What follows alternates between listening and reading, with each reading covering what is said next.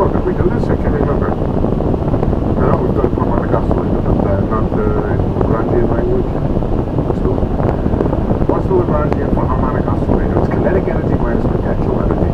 For simplicity, I'm going to set the mass of the particle equal to 1 and the spring constant also equal to 1, just for simplicity. You can work it out more generally.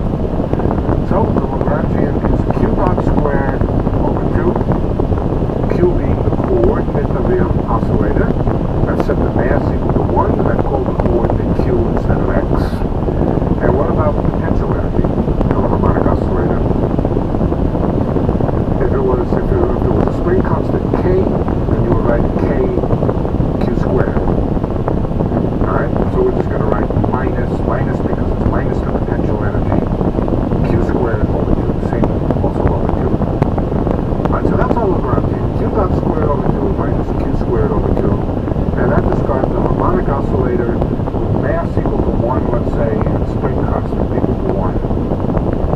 If I wanted to include the mass in the spring constant, they would just be nq dot squared and k q squared. Okay, let's work out the equations. The first equation, there's only one equation.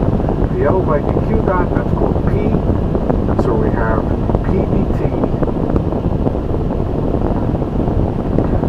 is equal to the L by dq, which is minus q, right? Do I have that right? And what about dq by dt?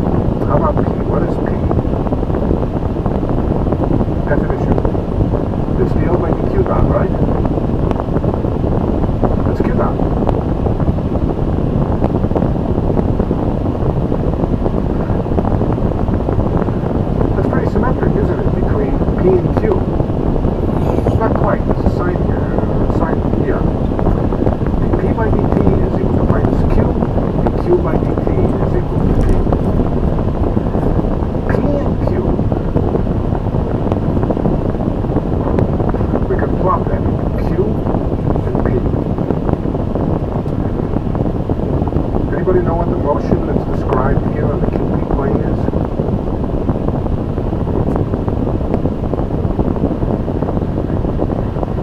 It's motion in a circle. The P dt is minus Q, the Q dt is P. That is motion in a circle.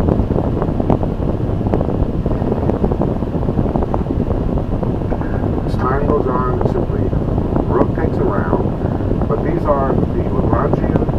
Actually, they are the equations of motion, and you could think of them as equations for Q and P. This tells you how Q and P change with time, and in fact, if you spend a few minutes with it, you'll see that these are just the equations for moving around in a circle with uniform angular velocity.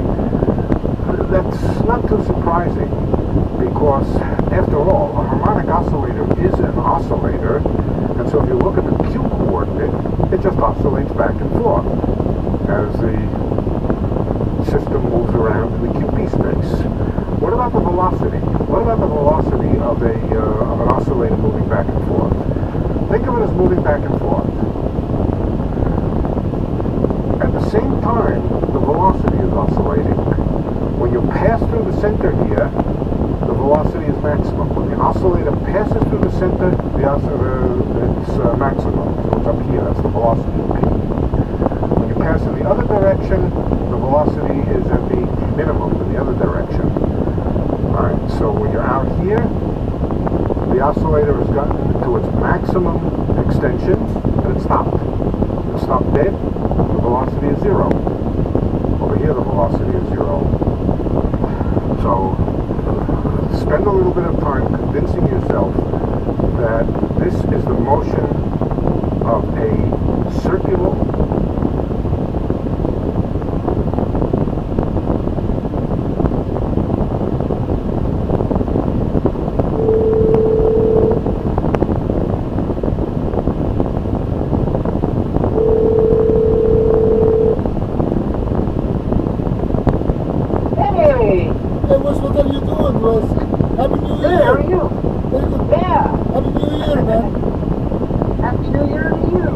Are you So, what's that? are you a number now? Yes. So I don't know if you got my message, but I got your bills and I signed for them, so you don't have to go to the office because there's hardly anyone here. So I just went in and signed them, got a copy. So I put them on your trailer in the permit box for you. So it's trailer number 700174. Yeah, I saw that. I get the message. So what do Oh, I do? okay. What do I do with the delivery? The delivery, you have to call them. When you go to the door, there's a number on the door. Just call them, and it should be Ryan, and then Ryan will come out and sign the bills and either put it in the door or take it around the back. Perfect. So, are you coming back now to Salt Lake? I'm going to go to the motel. Yeah, I'm just going to leave from here to go to the motel. Oh, now it's 3 o'clock. So what time, when are you going to come back to, when are you going to start to go back? When am I starting to go back tomorrow? Oh, you started going back tomorrow, correct? Yes, I'm leaving here and just going to the motel tonight. I got I'll it. spend the night there and then go back tomorrow. Yeah, Yeah, there's no hurry. I guess if you want to stay in the motel first or come up here first or whatever you want to do, I don't think there's no hurry. So, yeah, but it's up to you. the reason I'm asking you, because I am now here, I just passed the border of Idaho, going to the top of the hill, right? There's a Oh, storm. you're white gas? Yeah, white out. So, Oh, no. Oh, okay. so that's why I'm Yeah. asking you, it's better to start in the morning. So, when you come here, it will be a midday. Oh, okay. But at night here, it will be impossible to drive. Yeah, it is. Cannot really. Yeah, I guess. Oh, okay. So are you going to make it to the motel or are you going to come earlier? No, I will come to Namba first. And then, Oh, you're going to go to. Oh, okay. then Okay. return to Okay. Well, just be careful. There's no hurry. Yes. Let me ask you, how is the area where you are? Do you have anything right on the ground?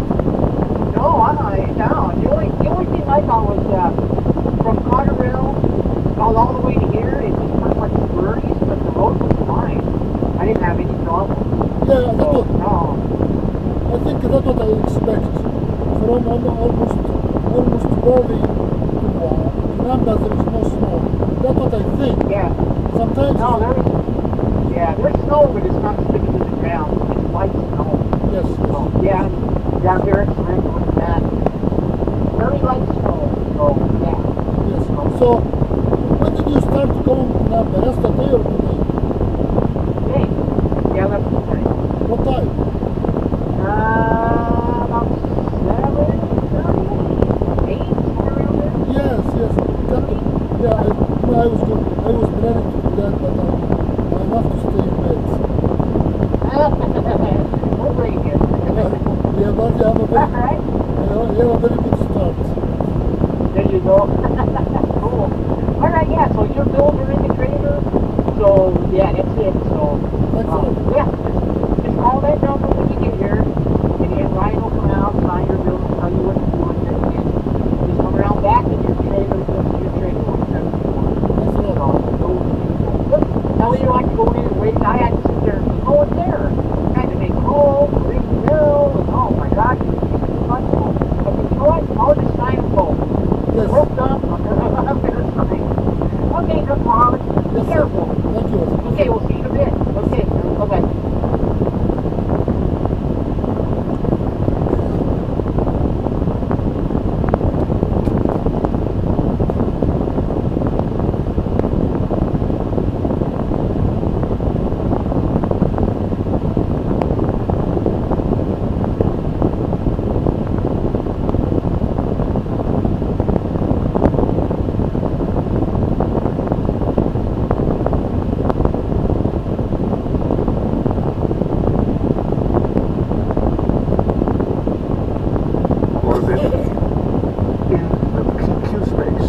simultaneous space of P and Q, which means velocity and position. I don't know. I can't figure it out. Never could do that. Never could tell whether it's clockwise or counter. Let's see. Here's a way to tell.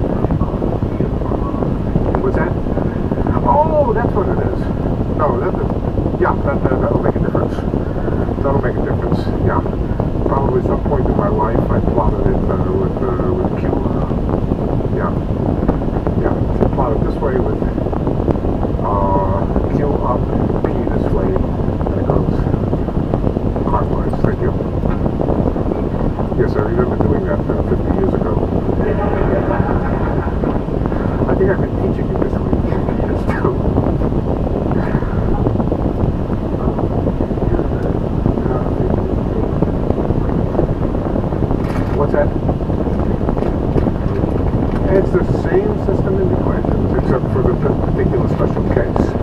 Now, the way that I've written them here, you may recognize as Hamilton's equations. That's fine, though we're going to get to Hamilton's equations.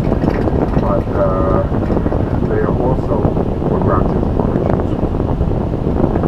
And, okay. Any other questions? Yes.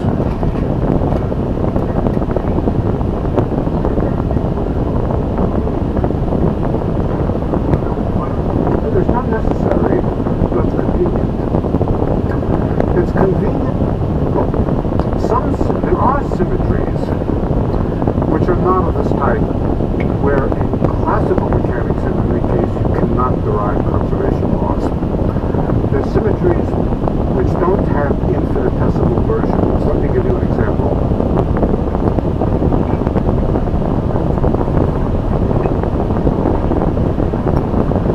Supposing I have a potential energy as a function of x or q, it doesn't matter, which looks like this. It's not important that it has two minimums. What's important about it is that it's symmetric when you flip it over. This problem has a symmetry, and the symmetry is q is replaced by minus q. It's just a flip of q. If I take q to minus q, of course that also says that q dot goes to minus q dot. The kinetic energy doesn't change because q dot squared doesn't change sign.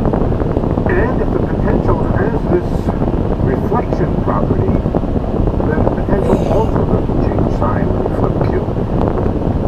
There's no notion, in this case, of an infinitesimal transformation. It's just a flip of a blackboard, and there's no notion of being able to build it up by a lot of little transformations. This type of symmetry in classical mechanics does not have a conservation law associated with it. There is one in quantum mechanics, but in classical mechanics there's no conservation law. There was no way to pull off the little bit of magic that I did here, which was based on infinitesimal transformations. So yes, if you want to derive a symmetry, if you want to derive a conservation law from a symmetry, it should be the kind of symmetry that you can build up by little infinitesimally small motions. And in fact, all you really need is the infinitely small version of the symmetry transformation. Quantum mechanics is a little more interesting, this kind of transformation, but in classical mechanics it is less interesting and not connected with a conservation law.